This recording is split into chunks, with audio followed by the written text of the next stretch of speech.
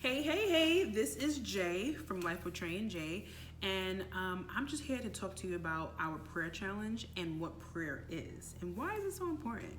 So, our prayer challenge is just like there's a lot of challenges out there, and I get it, but this one is like even more important than the others. It might not be as sexy as the others, but it's like more important. Y'all know y'all tired of the Don't Rush challenge. I am. Don't lie. But this challenge is even more important because it governs everything else in your life. Prayer, as you probably heard some mother in a church say, it really does change things. Prayer changes things. And so we want to encourage our followers and our listeners, whoever cares to listen what we have to say, we want to encourage you all to pray. Why? Because, like we said, prayer changes things. But we're going to get into what it is first. So, our challenges. Our challenge is simple. We are asking you to choose at least five people, five things, five situations. It could be a mixture of those things. And pray for that each and every week. So, choose 5 a week to focus. We're asking if you do it, you can do it at home, and that's the beauty of prayer. You can pray anywhere. Or take a nice social distanced walk from others at least 6 feet, because we're not encouraging people to be around each other. Not right now. So take a walk away from people and talk to God. It might look like you mouthing words like this, or it may look like you just concentrating and focusing on him in your head, in your mind, and your heart. But I would say go out there and try it out. This is for people who have never prayed before, or those who pray all the time. It's just so important. So what is prayer? Prayer is communicating with God.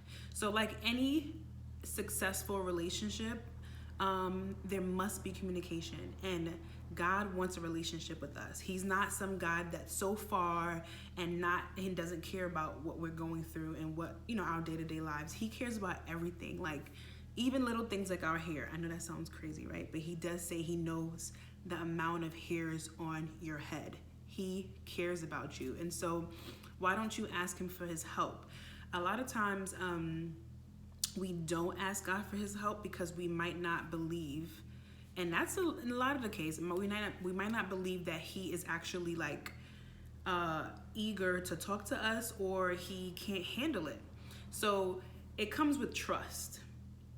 Having a relationship with God, communicating with God, and being open and honest with God comes with trust. So some of you may think, he can't handle my situation, he doesn't care, or he has bigger fish to fry. I've heard people say that before. My measly little life, he's not concerned about that. Trust and believe.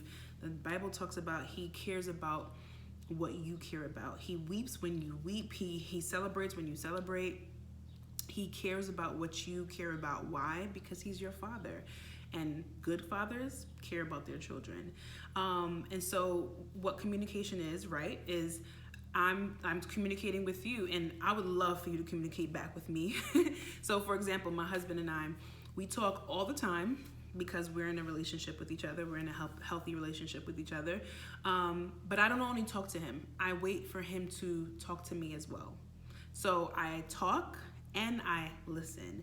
And so that's what we're talking about in prayer. We're asking you and ourselves to pray, and then in prayer listen to God. So prayer consists of not only talking to God and listening to God, but also being completely open and honest with God. So a lot of us are probably very scared, very anxious, maybe frustrated. This virus, this pandemic has not only unfortunately hurt our loved ones. Some of us have lost loved ones. Some of us have loved ones who are sick, or maybe you are sick watching this. But it not only has done that, because we have to stay home, some of us are realizing, I really don't like myself, or I really don't like my spouse. My kids are getting on my nerves. There's a lot that comes with consistently staying home with people, not getting that break that you normally get. So pretty much it just reveals what was going on before. which is beautiful and difficult very difficult at the same time. The beauty of it is now you know what to pray for and how to specifically pray for it. And that could be one of your 5, you know? And so we are asking, myself and Trey are asking you to think about who those 5 people are. Be open and honest with God. He does not want us to be perfect. He wants us to be open and honest. We're asking you to be specific. Think about the things that you want to pray for or pray about. It could be someone you don't even care for. It could be someone that gets on your last nerve. It could be someone you love. It could be a situation that has been lasting years and years and years. Think about those things, and I dare you to pray for those things. Bring it to God. Prayer is not something that you don't have to get on your knees and close your eyes and have your hands together like this and pray. You can if you want, but it's not always necessary. Prayer is a opening up of your heart and your mind and trusting God with that thing. And then I would say, and I would highly suggest, to keep your eyes open for what God is doing, you know. He may answer that prayer right away, and he may answer it 5 years from now, 10 years from now, who knows. But we do know that he's listening. And a lot of times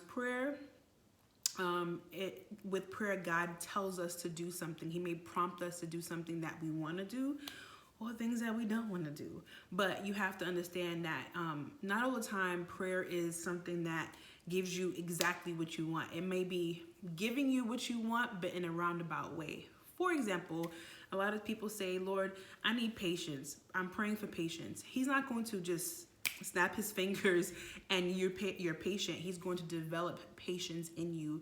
And you might find yourself in situations where you just have to learn to be patient and build up that muscle of patience. So that's just an example of what how God can answer your prayer. So I'm asking you today, once again, think about 5 people that you want to pray for, 5 things, 5 situations, and let us know. DM us, email us, hit us up, because we would love to join you in prayer if you feel comfortable as well. So with that being said, we love you guys. Stay safe. Peace.